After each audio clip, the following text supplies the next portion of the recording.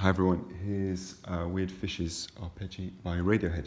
And cool, just a quick caveat, if you're watching this and you're not currently one of my students, this tutorial will make less sense to you than if you are. If you stick around, great, you're welcome.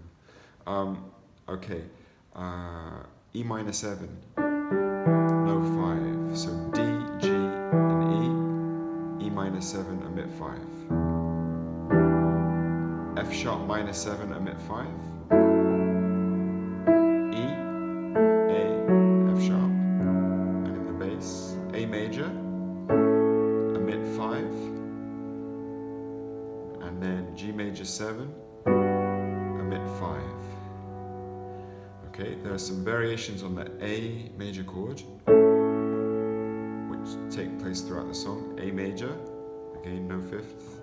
A7, no fifth, and I guess A major 6, if A is 1, F sharp is 6, no 5 again.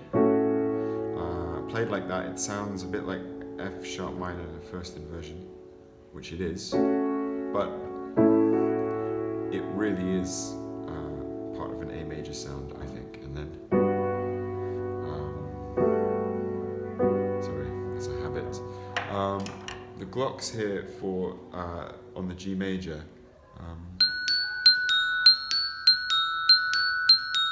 there's that kind of vibe. There's loads and loads of different sounds and textures in the song around a kind of E minor or E Dorian sort of sound.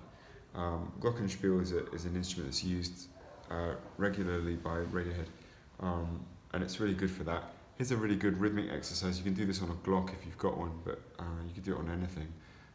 In 4/4, 1, 2, 3, 4.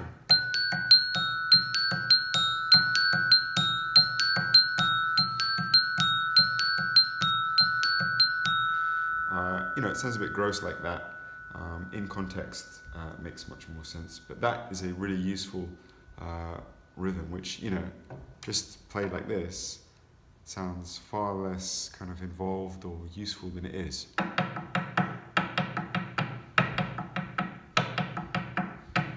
But with that kind of especially with the quick speed,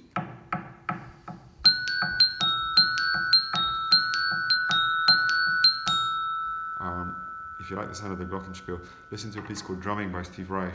Apologies if you already know that piece. And you'll hear a rhythm which is very similar on pitches which are very similar.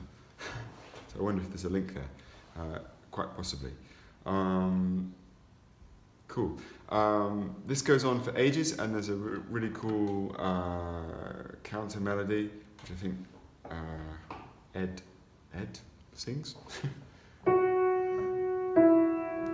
F sharp to E, and then G to F sharp, and there's loads of cool stuff going on.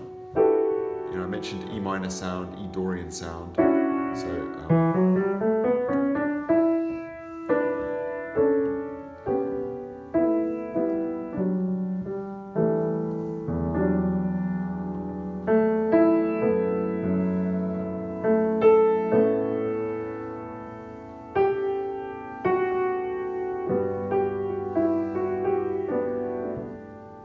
So there's loads and loads of cool stuff, and there's loads and loads of rhythm in and amongst the main texture.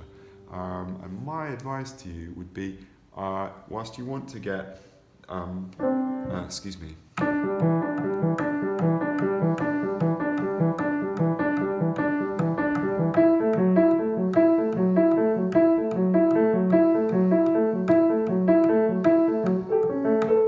Sorry, it's quite hard to play. There's no excuse though, really. That wasn't entirely accurate, but again, in the grand scheme of things, I don't think that's that important there. The important thing is having the quaver pulse 1 and 2 and 3 and 4 and moving in groups of 3 against the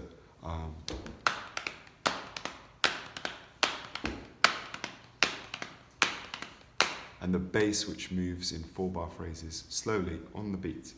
Cool. I think that's that. There's a section that goes to where it builds, and then there's a bit where he's singing about being eaten by the worms and the weird fishes, I think.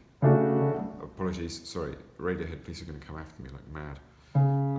Anyway, the bass note the texture thins massively, and the texture becomes based off of a kind of A first inversion. And there's elements of a kind of D major sound there. And I guess there's a presence of the G as well.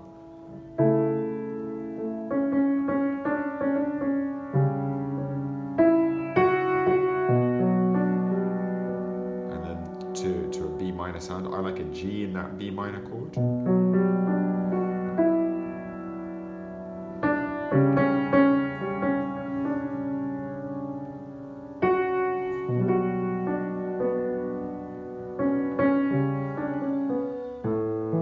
then it's going to go to A major kind of at 9, A major at 2, and then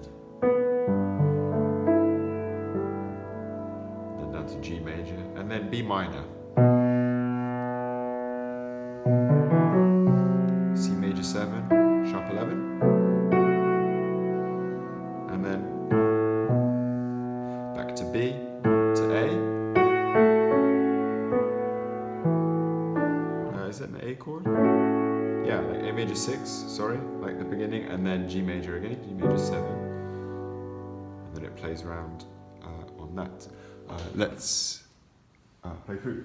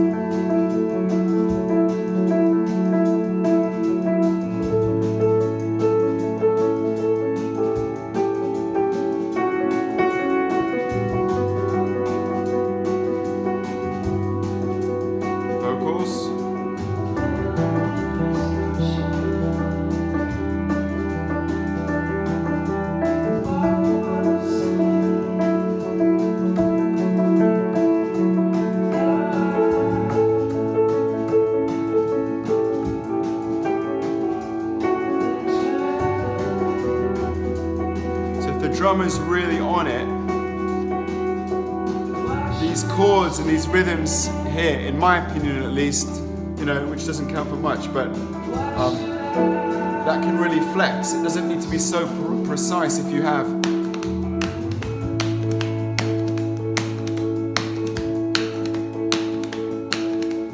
and the whole texture just gets added to all the time. You can almost put anything in here.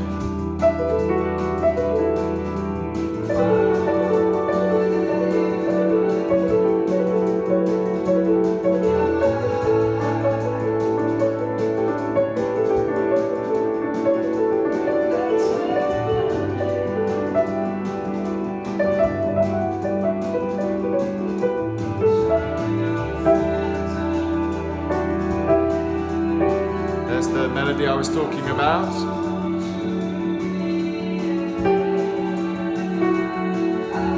I think it's a really important part of the track, and you Radiohead fans will know all about that.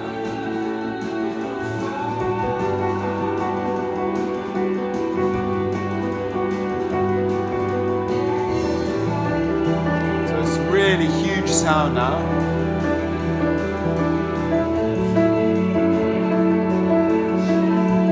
Bass still moving on the 1, 2, 3, 4, 1. Yeah, it is. 2, 3, 4.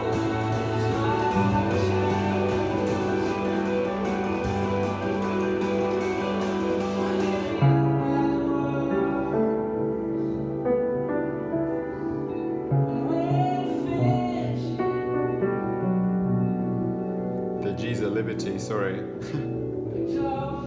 It's my lesson.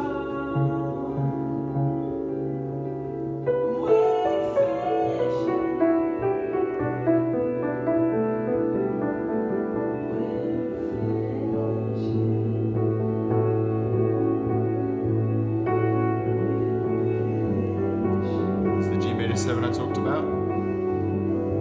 To B minor.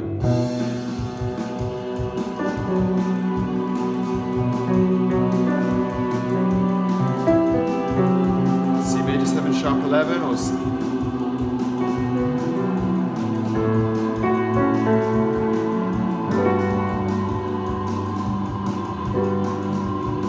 back to B.